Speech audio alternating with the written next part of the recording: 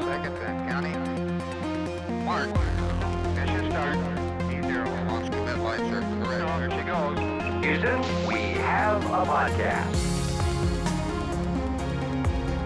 Hey everyone, thanks for joining us for a live episode of Houston. We have a podcast. I'm NASA's Gary Jordan.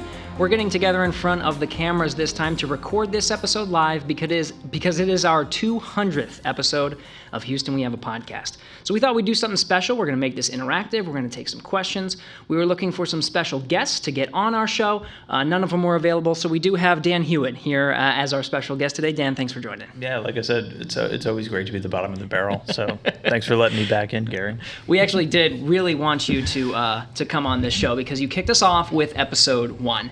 And today's episode theme is going to be talking about what you have been doing since. You've been doing a lot of work with NASA TV and building up the mission coverage for a commercial crew. So we're going to learn a little bit about that. We'll talk about the podcast, and of course, we'll be answering your questions live. Just comment right below on the Facebook live stream.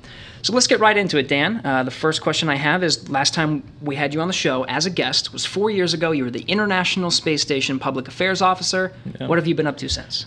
It's funny. I mean, we recorded episode 1 like 10 feet over there, just sitting at a table thinking, hey, let's try it. If it sounds terrible, we just won't put it out. But here we are 200 episodes later. That's right. You know, you and the whole team. Wow. Thanks. But yeah, back then I was the PAO, or the Public Affairs Officer for Space Station, and still do a lot of work with Space Station, but it's expanded. I get to work with you every day now on everything Space Station. We have Leah Cheshire. People who have watched NASA TV have definitely seen her, and we cover kind of everything happening here at JSC with Space Station and commercial crew. The commercial crew program. If you followed human spaceflight at all, you're very aware of it. Over the last couple of years, we've been working, and just last year started flying humans from America again for the first time since the end of the shuttle. So really just diving in head first into all of that. I mean, it's a big team at NASA that works on that here in Houston, teams at Florida, people up at NASA headquarters in Washington, but that's pretty much eaten my lunch for the last couple of years. Well, that's really what I want to get into, is describing all that work that you've been doing. Really, NASA TV, if you're looking at the mission coverage, it looks very different from how we've done it historically. But I want to start there. I want to start with understanding just how we've done it in the past and how it is different. So take us through what NASA TV and our mission coverage used to look like. Yeah, NASA TV has been around forever, essentially. Every NASA mission we have covered live in some manner for the public. And I mean, I showed up at the very end of Shuttle, and by that point, they'd been flying Shuttle for about 30 years. It was a pretty well-oiled machine. You got wall-to-wall coverage for weeks at a time during Shuttle missions.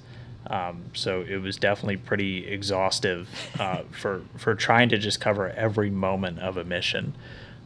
But it was, I mean, you were in the very early stages of high definition television at that point, really becoming widespread, and social media was still pretty fledgling, so that wasn't a huge part of the live coverage yet. And I mean, just think about all of the ways in the last 10 years we've developed just to talk to people. And it's been, how can we try to work that into every kind of facet of covering human spaceflight? And that's what we've been doing just gradually over the years, because, I mean, we're still covering the space station. People are still flying 24 hours a day. So we still have a job to do to cover that. But transitioning from Shuttle, which we ended up taking a lot of those lessons in terms of, you know, how did we cover it when people were launching from here? Just because, I mean, for us in the U.S., we know there's always going to be more interest when they're launching from Florida. Yeah. And so it was just getting ready for kind of that crush of attention that you hadn't really had, except for a couple of moments, since the end of the Shuttle program. So I came into NASA after Shuttle. Unfortunately, I didn't get to see a Shuttle launch. I didn't get to work a Shuttle mission. For those that got to do it, what was that like? What were, you know, if you were doing commentary, if you were working a broadcast, what was that like? Yeah, as I said, I came in at the very end. Yeah. I was a student like you and did the internship. and then I started full time the month before the final shuttle mission launched. So I got to see some of what they were doing, and it would be wall to wall coverage with a bunch of kind of the traditional at the desk briefings built in as well. And then you're doing press releases and stuff like that. But in terms of just like the television coverage, it would start a couple hours before launch. You would have team at Kennedy covering everything, and pretty much just one person here in Houston who would then be ready to provide what we call the ascent coverage. So after it launches, and you would usually only have one or two people at Kennedy providing all of that kind of that pre-launch countdown and everything. And there were a couple of beats that you would always try to show, which really helped guide what we ended up doing with Commercial Crew, where you get to see the crew suit up, the iconic getting in the orange suits and those big leather chairs, walking to the elevator, coming out of the doors. That stuff that, people, if you thought about, humans launching from Florida, those are the images that usually popped into your mind, right, aside from the smoke and fire. And so that was all covered during shuttle, and then they would lift off, and then you would be 24 hours a day for the duration of the mission. So you would have, at least for us in Houston, you would have one person go into mission control, and they'd be on about an 8 to 8.5 hour shift where you're just providing coverage the whole time. And so for 2 of those shifts, the crew's awake, 1, the crew's asleep. And so you could do things like interview flight controllers, playback highlights, things like that, which again, that helped to kind of really guide us what we ended up doing for Commercial Crew. We were able to pick out all the stuff that worked really, really well for shuttle, and then build it into all the stuff we ended up doing anyways. So you got to sit in with some of those broadcasts then, right? You get to kind of understand and pull into some of the knowledge of what we used to do. Yeah, I got to, as a student, I got to sit in a couple of times. Our office is pretty good about, especially when you're a student, getting you in there to kind of see what it's like, kind of soak up that information. And it was cool to sit with, the people that were doing it at that point. You had, everybody knows Rob Navius. He was the ascent commentator for 135. But then, you had people in our office who had been doing that for years. Our friend Josh, you remember him? I got to sit in with him a couple of times, got to sit in for like a spacewalk. And it was just really cool. And that was the first time I kind of got exposed to just how much you have to know to do that job, to the point where, Rob could probably still quote a page number in a shuttle reference manual or something if I asked him a question about it. Like the level of knowledge you had to just acquire and either know off the cuff or know exactly where to find it, just to be that person who's kind of guiding what the heck is happening right now. So that was really cool, and that was definitely eye-opening. All right, well, I want to get into how you pulled all of that knowledge and turned it into what we're seeing for Commercial Crew today. But I do want to make sure we are doing an interactive broadcast. So we're getting questions coming in, and we have Chelsea over here that's filtering some of these questions. So thanks to Chelsea. I got this first question from Calvin. Calvin is asking, what happened to the Space Station Live program for NASA TV? Now, this was a program we used to do.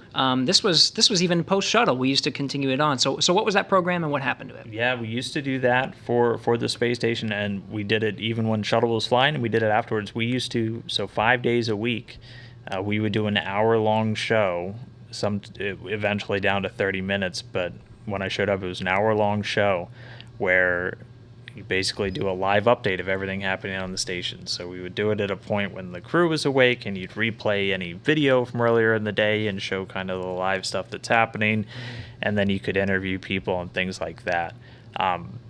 It was great on days when there was a lot happening. Then, we would still do it 5 days a week. So the crew would have an off day, or the crew wouldn't have much going on. You would have no video, and the show was a little bit less interesting, to say the least. So it was a lot of fun. It was a great teaching tool, especially for new people. Like the first time I was ever doing the NASA commentary, I think you too. That's how I learned. Yeah, it was on Space Station Live. That's how we learned. It was definitely a much kind of lower risk learning than, your first commentary when somebody's doing a spacewalk or something. And when I go back and listen to my early episodes, I was so bad. I was so bad. Me too. So it was good that I was It was kind of a lower risk environment. But I mean, as anybody that's done live TV knows, TV productions are really resource intensive. And as the years went by, we realized more and more people were just consuming things on demand. And at the same time, so it fulfilled a need to show people video from the space station and also just tell people what's happening. Well, thanks to social media and just the prevalence of all the different tools we have to communicate with people, you can do that just via a blog update and put out a tweet, put out a short post somewhere, and then I don't need a 30-minute TV program just to get that kind of information out. And there are so many platforms for sharing video now. We just had kind of more effective ways to get that out there to people than just a terrestrial television station. So we transitioned away from doing Space Station Live. Definitely had some really great qualities to it, but we just kind of made the call to go in another direction. Yeah, it's a more modern approach now. Yeah. People are consuming more bite-sized chunks and everything. This is a really good question, Calvin. Thanks for submitting. And if you want to ask more questions, keep them coming. I'm going to be reading them throughout today's broadcast.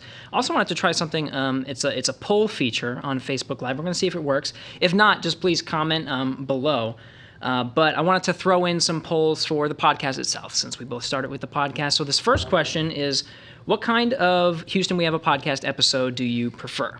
So this is one of them, right? We're on TV. We do a live broadcast. It's very similar, I think, to how we do the normal Houston We Have Podcast episodes, sit-down interview. This one's about a particular topic, which is mission coverage, but we do all kinds of topics. Do you like those? Do you like our normal interview shows? We've done panels. So you've gotten to sit with Gates McFadden at Comic Palooza. We did those live panels. I did a stage show with another podcast. Writing Excuses was the podcast I did it with, and then we've done some narrative types. So of those polls, which or of those different types of shows, which one do you like? Go ahead and put it in the poll feature. It seems like it's actually working. Yeah, I know.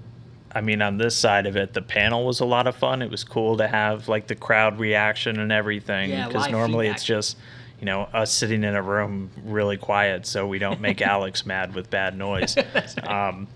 So that was really cool. And then the narrative, I think the entire thing that Pat did over the Apollo anniversaries and everything was fascinating. And it really does give you an opportunity for just really dense content to just give it the time it deserves to like breathe. I really like that. Heroes Behind the Heroes was that episode, and it was about restoring this obsolete piece of hardware that had the ability to pull back some taped audio, and then we were able to digitize it because it was that whole process of recovering this piece of hardware. Super interesting story. It's a 4-part series. So yeah, is that one of the things you like, or do you like some of the other stuff, or maybe a combination of each of these? All right, getting back into the mission coverage stuff. So we were talking a little bit about the historic part of things, how we used to do the coverage. Then you get the assignment, hey Dan, we want to do something grandiose for this new era in human spaceflight. We're going to be working together with commercial companies. How did you first start approaching it? Yeah, and I want to make it abundantly clear, this was not just Dan doing this. This was the work of so many people. Right. So I obviously need to say that. But our initial thought when we were going in is we knew it had to be a little bit different. Well, we knew it had to be more than a little bit different. It had to be different. For shuttle, you're talking, it was a NASA spacecraft, NASA astronauts, along with international partners and a couple of others, especially when we were flying to the space station. But it was very much a NASA thing. You would find other people to bring in sometimes, but I mean, this was the NASA show. When it came to commercial crew, we now know we were going to be working with 2 companies, SpaceX and Boeing, that they own the hardware, they're flying the missions, we're essentially giving them our astronauts to bring to the space station and come home. So obviously they have a humongous piece in that. And they have their own identities as companies, they have their own priorities, and so we knew that anything that we were going to do, it had to be together. We never wanted it to be, here's the NASA show and here's the SpaceX show, or here's the NASA show and here's the Boeing show. We wanted it to be, here's the human spaceflight show. And so it was a lot of work in the initial years, which we had a couple of years where we knew this is what we wanted to try and do. And Boeing and SpaceX were pretty much of the exact same mind, so that made everything a whole lot easier. Just with everybody with that same goal. Everybody's inevitably going to have different ways to get to that goal, but knowing that we had the same ultimate goal, that like right there was like, oof, all right, we're good, we're good. So we knew that it was going to be joint. We knew that you were going to have different locations involved, even between the different providers. You have a couple of common ones, like both are launching from Kennedy, different pads, different facilities to actually launch, but we have some pretty established stuff down at KSC, the Kennedy Space Center. So we knew we were going to be able to use that.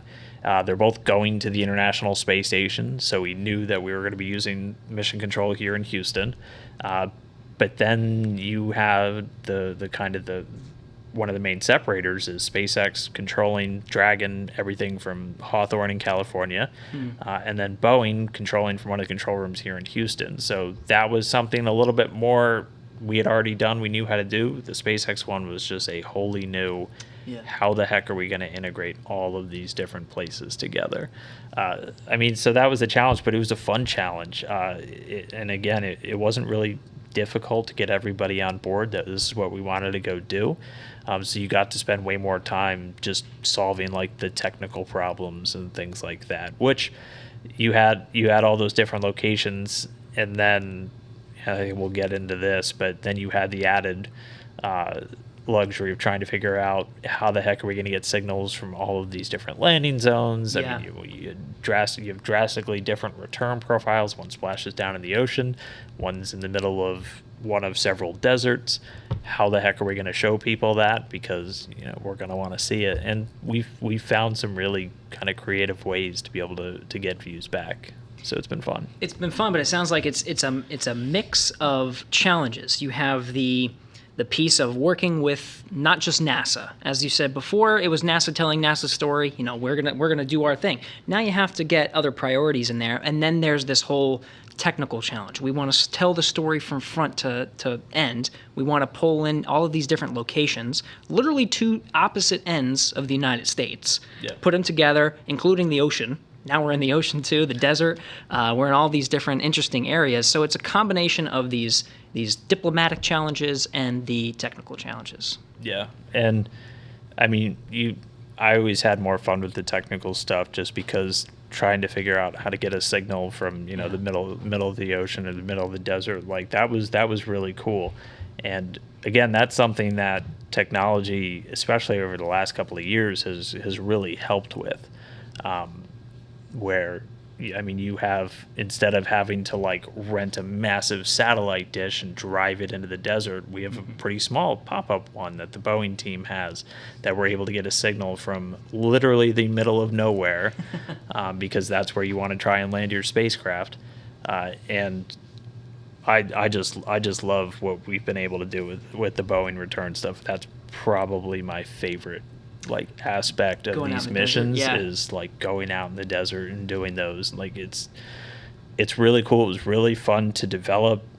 We did a lot of work prior to ever flying, where you go out to the desert, you kind of rehearsed landing and everything. There was almost like a Mad Max vibe to it, where everybody was lined up in a giant convoy and everyone's wearing big goggles and everything because it was 110 degrees out and the sun was trying to destroy you.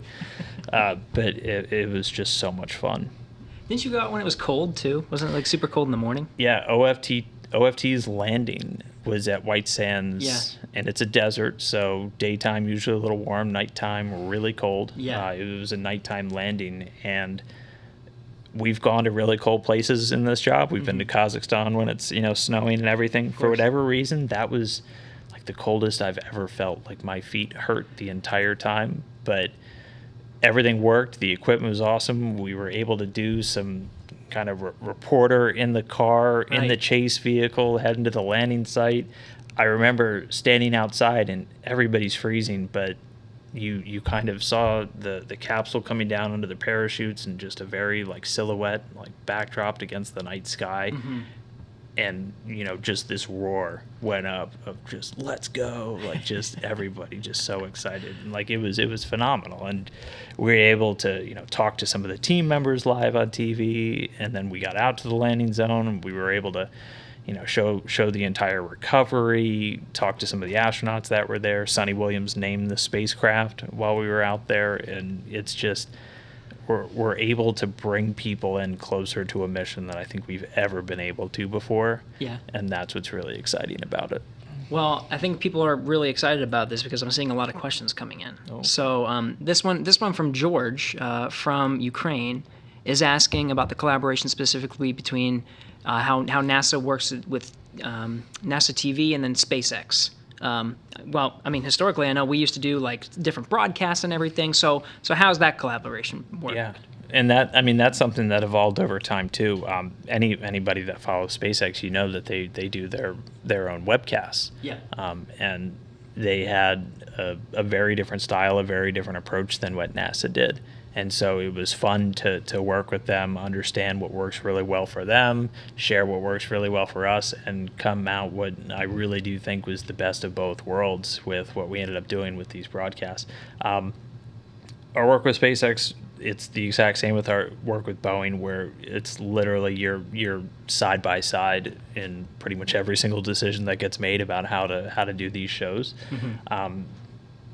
The SpaceX team is incredible in both their technical prowess and just their ability to make stuff look really compelling and Mm-hmm. look really good. And we get to do pretty much all that with Boeing too. So like it's a great place to be in. Yeah. They're both, and I think I already said this, with both of these companies, you're working with people who are just giant space nerds, who are just who live and breathe it every single day. Yeah. And so it's really easy to then work on a giant space nerd show for people when you have all of that common ground between you. Exactly. Yeah. We got another one. This is a technical question from Eric, who's asking, how do you address time delays in the signals coming from multiple locations? That's a good question because it varies kind of depending on where you are. Luckily, most of your locations are pretty non-delayed for the most part. We try to do as little kind of point to point jumping as possible. And one of the things that we usually focus on is, whoever is actually kind of switching and punching the final broadcast, that's where all your sources are. So you don't have like 6 links in the chain to either add delay or complexity or the risk of losing a feed. Mm-hmm. So we don't really have many delays. NASA TV is not on a delay. And so you're pretty much seeing everything that we're showing you. You're seeing it the real time that we're seeing it. Yeah. So that's going to change, though. When you start going to the moon, you'll have a little bit more delay. And then I don't know how the heck we're going to do anything from Mars with that delay when Right. people are there. That's going to be a really fun problem to try and address. We're not quite there yet. We'll think about that in a little while. But We got some time. yeah, we got some time. Good. Yeah, these questions that are coming in are awesome. I wanted to pause and do another poll, though, because it seems that function is working. So I'm going to jump back to the poll about Houston We Have a Podcast. How often do you listen to a podcast episode? We come out every Friday, so are you a person that listens once a week? Every Friday, you listen to it? Do you listen every so often? Do you only listen to episodes that sound pretty interesting to you? So if you see an episode topic, you're like, ooh, I want to do that one. Or do you want more? Do you want less? We'll put up a poll, and you can answer one of those questions. I see some more questions coming in. Leah Cheshire, that name sounds pretty unfamiliar. That name sounds... I feel like I've heard that before. Yeah, I lost it. But Yeah. she's asking, who is your favorite podcast guest? Which I think is an unfair question because I've had so many different guests. I've had historians, I've had filmmakers, astronauts, engineers, scientists, programming. I've had a bunch of different people. I always pick on, though, Jennifer Ross Nazell, who is our local historian. I really enjoy working with her. She's been on the podcast a couple of times, and she comes in super prepared. We did one for the Apollo 11 anniversary, and she put together all these different stories. I wanted to talk about some of the lesser known things, so she put a collection. She literally did a bunch of research, put a collection of the lesser known stories of Apollo that were happening around Apollo 11, and ended up being the episode that we put out. One of my favorites to this day, and actually it's one of our more popular episodes. Dan, I don't know if you have favorite guest? I'm like sitting here typing furiously, trying to remember his name. I think it was Scott Smith, but it was one of our nutritionists, and he talked about The nutrition, yeah. just some of the different links between nutrition and just the crazy chaos that can play with your body that you don't even think about. I mean, everybody, obviously, you have to eat well here on Earth to expect to be healthy all the time. But when you go into microgravity and you get the added stresses of your body adapting to all of that, just how much bigger of a role that plays, it was really eye-opening. Yeah. To listen to all that. So that one was really cool. I really enjoyed that one too. We got another one from Aaron Anthony, another name we definitely don't recognize, who's asking what stories we hope to tell in the next 200 episodes. I really do hope to keep this one going. One of the things I'm really looking forward to is talking more about Artemis. Big time. When we start doing moon missions, we're going to start really having a better understanding of how all these different pieces come together. And I cannot wait to do deep dives into each and every one of those intricate pieces of a moon mission. I think that's going to be so exciting. Yeah, I'm exact same page. Yeah. Like everything Artemis over the next couple of years is just going to get cooler and cooler. And we're fortunate that a bunch of it is here at JSC. Yeah. I mean, I just, on another project, got to meet the teams that are designing the tools for the moon missions. And they're already cool. testing them in our fake moon yard over here on site. And just knowing that work's happening right now, it makes it all feel that much more real. And so I can't wait until we're really doing, like you said, the deep dives into because I mean, a lot of space stuff is cool. It gets ratcheted up when it's being done on the moon. Yeah, So. absolutely. This is so awesome. I want to jump back into our commercial crew topics though. Okay. So you were talking about preparing. So let's talk about now what it looks like. So we've done it. You did all the planning. You got everyone together. You got all the technical stuff, all the bugs fixed. We are ready to go. If you're tuning into some of our coverage, what can you see all the way leading through, that moment of smoke and fire? Yeah, I was going to say we still haven't fixed all the bugs. We're actively fixing bugs even as you're watching stuff. So that never ends. Sure, but sure. We've been able to do a couple of missions now. We've had 3 crewed launches within the last year, which is wild to think about. The M2 last year feels like 10 years ago, but I think we all aged a lot in 2020. But I mean, nowadays we're getting to kind of a pretty nice cadence where we're never going to stop tweaking and changing things, just as you kind of find things that work well or things that don't. Yeah. But we're in a pretty good rhythm now. You're going to see a lot of the crew in the couple of months before we lose access to the crew, very understandably. They have to, do their final preparation for space, so they don't always have time to talk to us. And so we have to kind of find time with them where we can really help people kind of get to know them. And you and the team do a great job of putting together like interviews with them and everything. And then we always try to do kind of a final, we call it a crew news conference. It's typically about a month before they actually launch. And I mean, this is a clip from when we did the Crew 2 astronauts. Yeah. And this one it looks like this because in addition to kind of evolving with all the new technology, we had to do all of these first crewed missions in the midst of the pandemic. So right. You had to rethink how you were doing these opportunities. So, I mean, that's literally them in 4 different offices in our building next door. So we could have them kind of all like on camera, make sure we weren't violating mask mandates or anything like that. But we try to get every opportunity possible to get people to know the crew because they always say they're the tip of the spear, but these are always incredibly interesting, incredibly talented people. So any opportunity we can get to help people know them. And then we do kind of the typical, the NASA, where you're doing news conferences with managers, giving people overviews of the mission.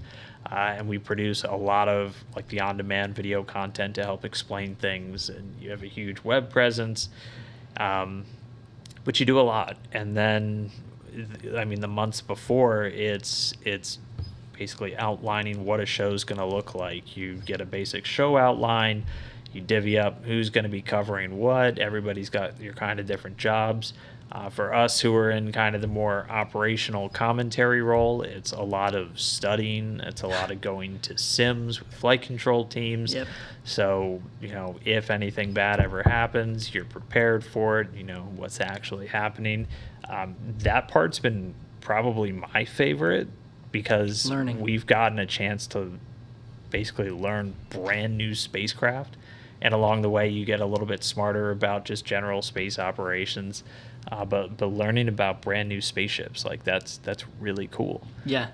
So that's been a lot of fun. And then it's working with SpaceX or Boeing and the entire NASA team, putting everything together, maybe doing a couple of practices, and then you're off and running. I mean, for us, the SpaceX ones are fun. We get to do them from SpaceX headquarters in Hawthorne.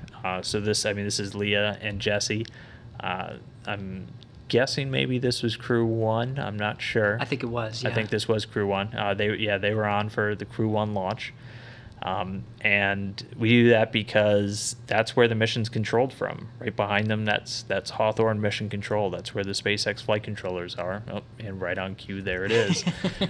That's where the mission's controlled from. And that's been kind of one of the driving philosophies that we've always had with mission coverage, is if you're going to really deliver the best information, the most up-to-date information, you need to be where all of that's being listened to, all of that's being decided. Mm-hmm. And so that's why for the SpaceX ones, you see us out there in Hawthorne a lot. For the Boeing ones, we're here in Houston because this is where Starliner's being commanded and flown, monitored, and everything. So we get to travel around a little bit for both of them, but the end goal of all of them is it's not just a NASA show, it's not just a SpaceX, it's not just a Boeing show, it's the human spaceflight show. So we're always wanting to be side by side, talking about the mission together, because it is our mission, it's our joint mission together. Yeah, what's cool is when we did this for the first time, you were over there, you were where Leah was standing as the NASA person for Demo 2. We got to experience a little bit with Demo 1 as well. So all this hard work that you're talking about got put into Demo 1. Demo 1, didn't you win like an Emmy or something like that? Nah. What was it? Yeah, we won the Emmy for Demo 1, which that one was a blast because that was the first one. That was the first joint coverage that we did. And I was fortunate to be the one that got to go out to SpaceX and do that. One of my most vivid memories from that was, and anybody that's watched a SpaceX broadcast, that they usually will have a big group of their employees that gather around mission control to watch and can get pretty enthusiastic. And we did Demo 1 from kind of literally right in front. And so we were just in a big crowd of people.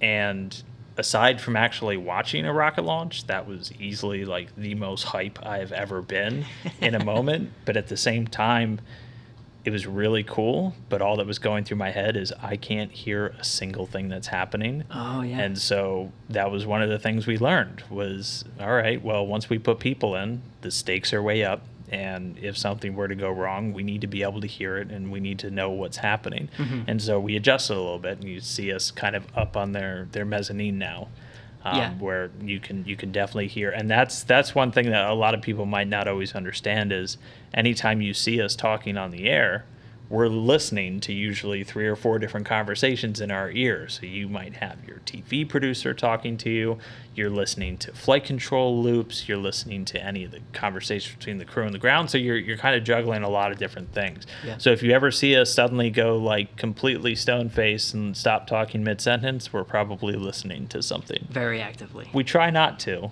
but we try not to just go stone-faced, but we're always listening. Yeah.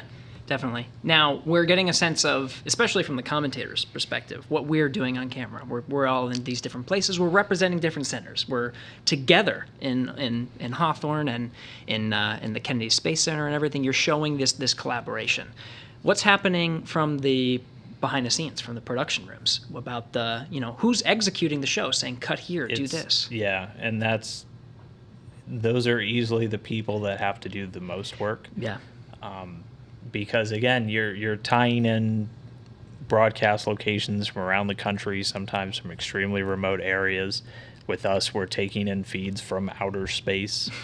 And so the amount of technical coordination goes in is nothing short of enormous. And again, we're blessed to have just an incredibly dedicated team at NASA. And then we get to work with an equally dedicated and skilled team at SpaceX and at Boeing, where it's a lot of, we get the question, how do we do this? Question mark, and people don't ever go, we can't do that. They immediately think of new solutions, and sometimes it's patchwork, last minute. This feed just went down completely. How the heck do we do this now? Mm-hmm. And somehow we always find a way. So we have an incredibly talented group of people that are able to do that. Camera operators, especially. Everyone knows they're the true heroes. But it's a lot too, because again, you're bouncing between different areas. You have a mix of live video. The pre-launch show has packages and is just timed out to a T, and then every single time we time it out to a T, we get into the real thing, mm-hmm. and it gets thrown completely off script, and you're just adjusting in real time. And I mean, the end product is always something that we're proud of. That's as I think is another key piece right there. You have all of these different pieces coming together. You have the technical coordination. Everybody's got to be studied. They got to be ready.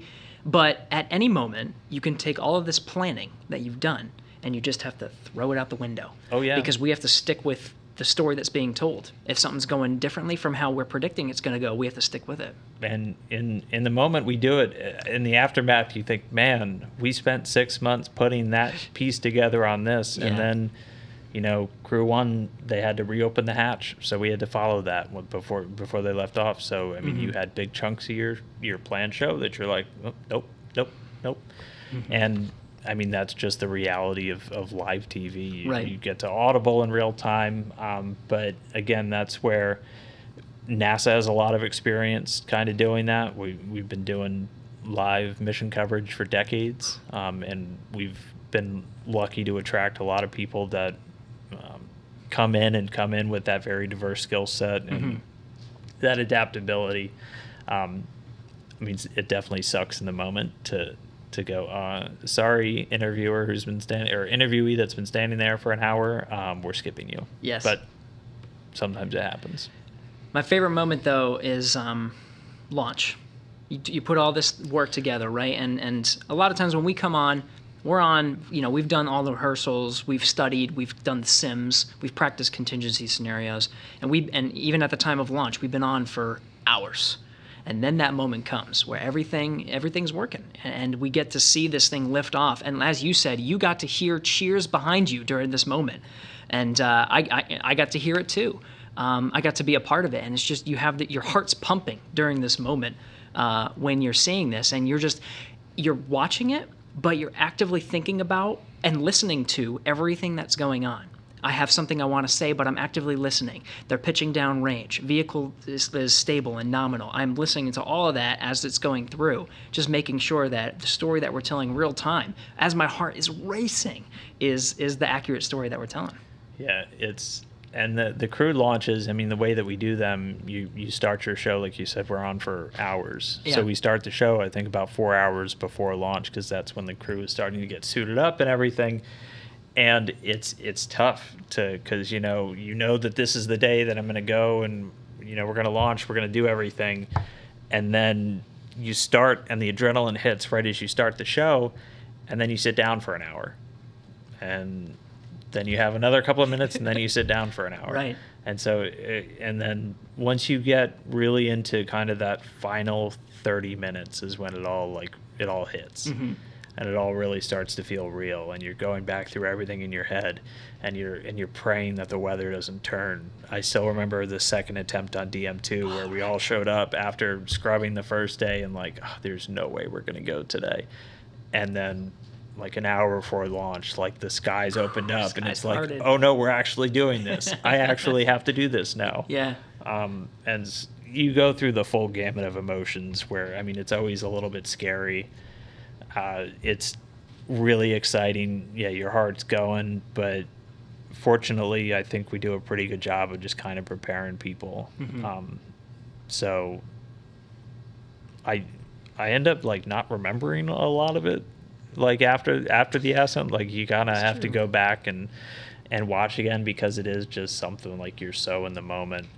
But it's really exciting. Yeah. I know the astronauts, whenever we get to talk to them, I just recently when I interviewed Shane Kimbrough, I said, what's going to be your favorite part of the mission? He says, returning home. Because that's the end of the mission, right? And so even there, you said there was challenges, technical challenges. You said earlier, we'll talk about them later, but the challenges specifically for, I mean, we talked a little bit about the desert. You said how fun that was for Boeing missions. For SpaceX missions, when you're landing in the ocean, that presents a whole different type of technical challenge. Yeah, when it comes to, what was hard technically, the return stuff is probably the hardest. At least just from everything that I was involved in, because it was a lot of you're basically starting from scratch. With launch, we already have so much infrastructure for covering a launch just because we've been doing it for a very long time. And then with these shows, you had 2 companies, 2 spacecraft landing in 2 completely different environments. One in the ocean off the coast of Florida, and then one at one of several deserts.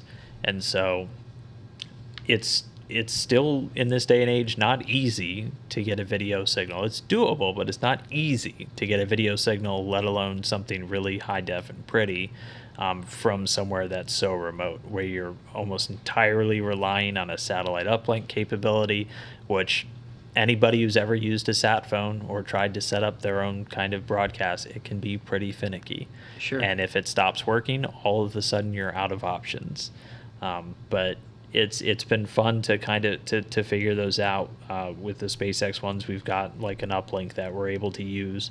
For a bunch of the missions, we've also used the WB-57. That's NASA's high altitude research plane, to get some of the parachute events and everything. But I mean, it's worth it when you see that on your screen and such a good shot. The capsule's coming down and you see 4 good shoots and splashing down in the water. So we've got some pretty great capability now, and again, there's a team at Kennedy, a guy by the name of Mike Downs and his whole group who've done just phenomenal work to be able to get that signal out from the SpaceX splashdowns, and then the Boeing ones, which again, those are probably my favorite part that we do right now, just because when you're on the boat, you're a lot more space and personnel limited.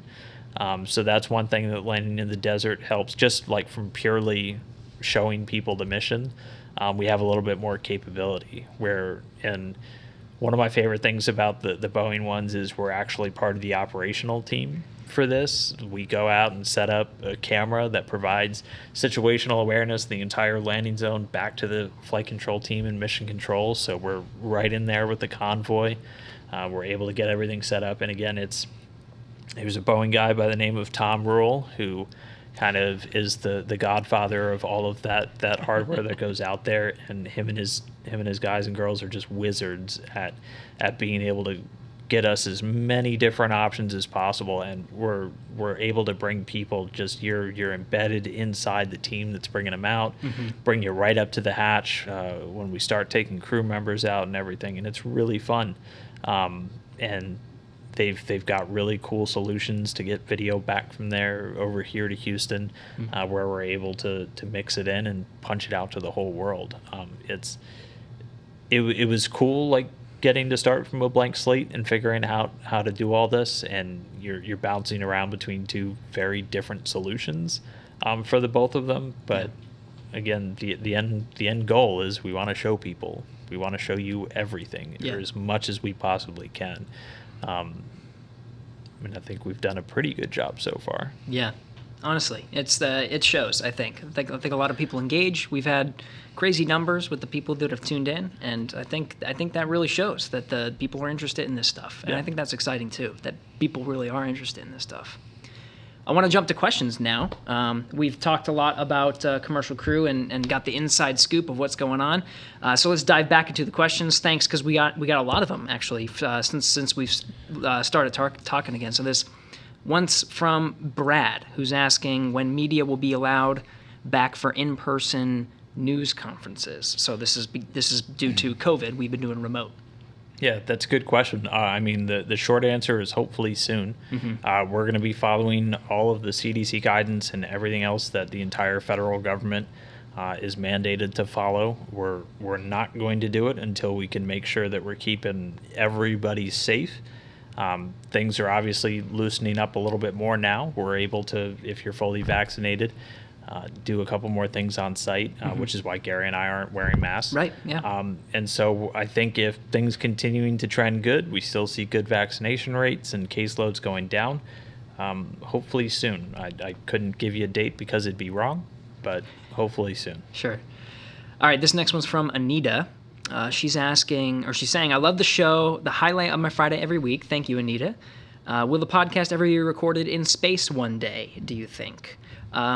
I would really love to record a podcast in space, so if you would like that, please let us know, because I'll go. I don't think it's in our budget to send Gary to space for an episode, but... We have had guests from space. You and I did one. We got to talk to Jack Fisher. Yeah, that was fun. The most excited astronaut in history.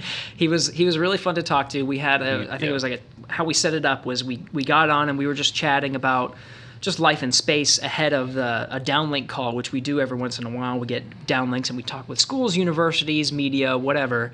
But this one, we got to chat with Jack Fisher, and he was such an awesome guest. Between every question, he went on a different wall, if you remember. Yeah, he just spontaneously said, I'm going to flip walls every single time you guys ask a new question. So he was just kind of rotating around like a clock. He was great. He was so much fun. We did another one, too, where we talked about photography and just the perspective they had. I got 4 astronauts that were on board at the same time. I think Vandehei was one of them. Yeah. Vandehei was one of my guests who I got to interview a number of times. I think I've interviewed him 4 times, once from space, so for the podcast, which is pretty cool. So yeah, but if you want me to go, please let us know. We got another one from Calvin, who's asking, what made you come up with Space to Ground, short format? This is our short weekly video we put on YouTube, 2 minutes, and we talk about the highlights from that week. Kind of a compressed version, very compressed version of what Space Station Live used to be. Yeah, and that was part of what it was when the decision was made to... That came out initially when we were going to shorten Space Station Live, but one thing you would do every single Friday on Space Station Live is you would give a recap of the whole week. And so the Space Station PAO at the time, Josh Byerly, came up with Space to Ground, and it's been like one of our staple products for years now, where it's kind of short, compact. The producer for it right now, Dexter Herbert, has done an incredible job just kind of keeping the look fresh and working in. And we've been doing it all remote during COVID. And so all of our hosts have done an incredible job just filming it in their own homes, and then Dex editing everything together. But it is that kind of that weekly bite size. We really like. It's a lot of fun to make. I still crash the show every Christmas to give myself an excuse to buy a new ugly Christmas sweater. But it's a lot of fun, and it was one of the ways that we thought we could kind of more effectively tell people what's happening on the station this week. Yeah. One more from Roger Weiss, another name we don't recognize. Another name we don't know. Hey, Raj. Any plans to record interviews at other NASA centers? During COVID, actually, same thing as Space to Ground, where all of our hosts are remote. We record all of our guests remote. That's what we've been doing since COVID. And because of that, we've been having all of our interviews over the phone, which really broadens our reach.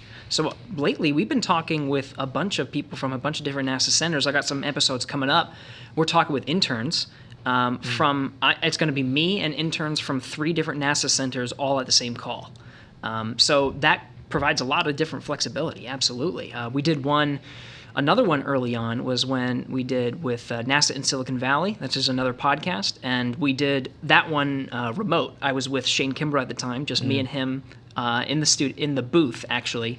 We both had 2 microphones, and we were talking with the host and a guest over at Ames Research Center. So we're able to do it remote, which is pretty nice. I haven't gone over to another center, though, to record that. Yeah, and kind of like Silicon Valley, there are podcasts at other centers now. The podcast revolution kind of swept through NASA. I think Silicon Valley was the first one, and then you guys started this one. We were second. Yep. I know there's Rocket Ranch out at KSC, and there's Gravity Assist out at NASA headquarters. So that's one of the things to remember is we obviously talked about human spaceflight a lot. There's so much more to NASA, whether it's robotic missions or aeronautics, just really out there physics and just fundamental science and stuff. And so if there's some other aspect of NASA that we're not hitting on, since we kind of tend to focus on the human spaceflight, there's probably a NASA podcast out there that you can listen to that's gonna scratch that itch. On that, I got one more poll for our audience, and so this one is about topics. So of all of our We Have a Podcast topics that we've had, which one interests you most? So I got Mars, space station, science, engineering, astronauts are the ones that I have listed. But if you have another topic that is of interest to you, life sciences or different biology, microbiology, whatever it may be, put in the comments. That's what's nice about the podcast, as you were saying. We do human spaceflight, but we kind of broaden it a little bit more. And then there's other NASA podcasts that go into maybe different astronomy or what's going on at different NASA centers. So we got a little bit of everything, which is nice. All right, going back to Commercial Crew and our coverage for a second. Actually, going beyond Commercial Crew, I kind of wanted to end with this, is Commercial Crew, I mean, what you have been helping to do and helping lead the charge to do is do things a little bit differently. Now we're pulling in SpaceX and Boeing to come with us and tell this story of human spaceflight, but things are changing. We have private astronauts going to the International Space Station soon. We're going to be going to the moon, and we both talked about how excited we are about Artemis missions, but that's all going to change how we do our mission commentary and how we tell these different stories. So what are you looking forward to most? Yeah, I think I said it in a meeting the other day. It's kind of a double-edged sword, where there's all of this new stuff coming up, and so that's really exciting. You're going to be constantly kind of reinventing and figuring out new things and trying new things. At the same time, you don't ever really get a breather where you can just kind of, let's just keep doing this kind of show for a while. Like, there's always that pressure or really that necessity to change how you're covering something because, you mentioned private astronauts. We're figuring that all out right now because they'll be going to the space station, so we're involved, but they're not NASA astronauts launching, and it's not a NASA mission. So we just have to continue to evolve, how we're going to, but at the same time, it's a critical step in the commercialization of low Earth orbit, which is what we've been pushing so hard with space station for years now, and it's really the cornerstone of making that possible. So we obviously have a vested interest in it. Really, anytime there's human space flight, we're a fan of it. And so how else can we kind of help cover that and augment it and, really help tell the story? And then Artemis is going to be just kind of another complete reinvention.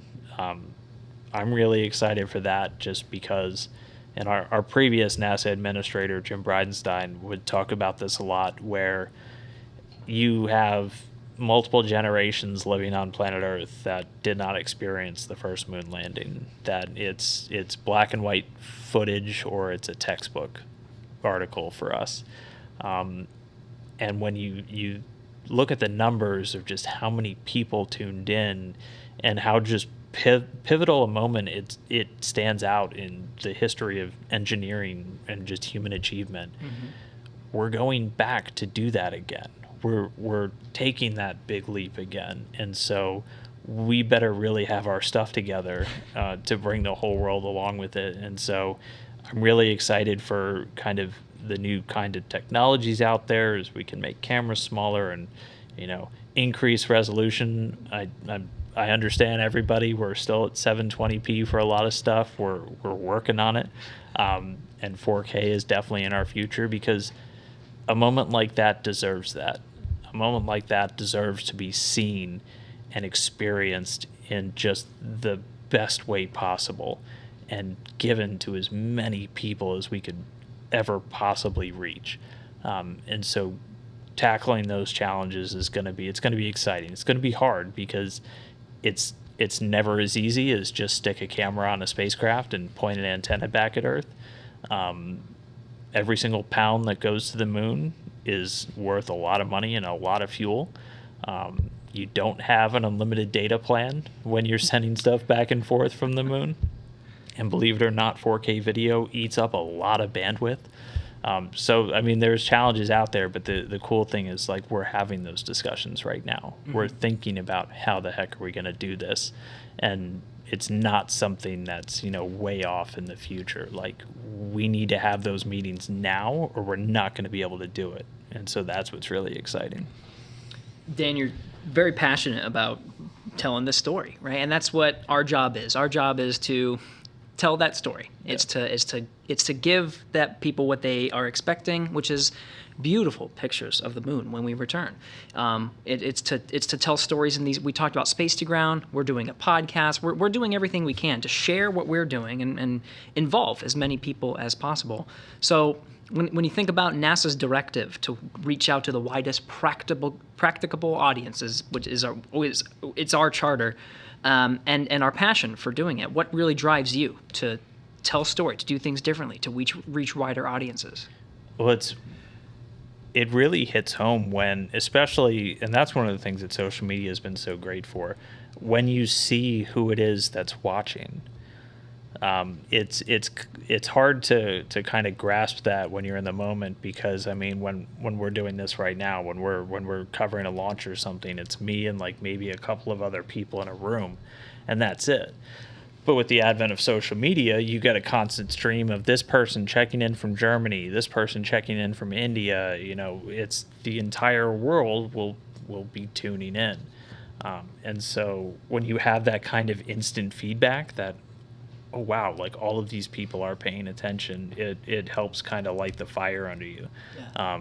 To really do as much as you possibly can to make it a great show, to make it something that people want to watch. And are excited and inspired by. Well, Dan, this has been awesome to have you on and talk about your passion for communication and just all the work you did to make, to reach wider audiences and get them excited about what we're doing. So I appreciate you coming on. Thanks. Yeah, thanks. It's, like I said, we did episode 1 like 10 feet over there at a tiny little table and 2 microphones, never knowing what it would turn into. Here's episode 200. And I'm so impressed. Like, you guys have done an incredible job, and this was your baby, so we're really proud of you, Gary. Well, I wasn't fishing for that, but thank you, Dan. That does mean a lot. You got it anyway. I do appreciate it, and thanks to you for watching. Thanks for tuning in. Thanks for sending in your questions and engaging with us. This really did mean a lot to the both of us to do something special for the 200th episode of Houston We Have a Podcast. I hope you really enjoyed it. Give us a rating. Give us some feedback on Facebook and on our wherever we are, Apple Podcasts, Google Podcasts, SoundCloud. And we hope you'll tune in next time. See you then. Houston, go ahead. Stop of the space shuttle. Roger, 0G, and I feel fine. Shuttle has cleared the tower. Became a feast for all mankind. It's actually a huge honor to break a record like this. Not because they are easy, but because they are hard. Never Houston.